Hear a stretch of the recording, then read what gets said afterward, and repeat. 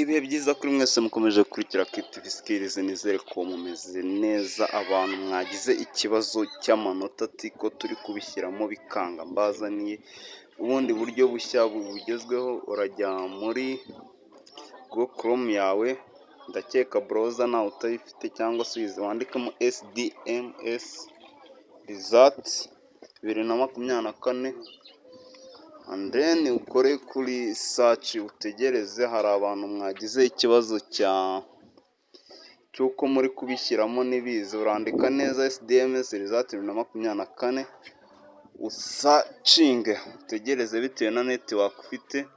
Uhita ukora kuri iyi link ya mbere, school data management system login, and then utegereze bitewe na connection ahantu muherereye.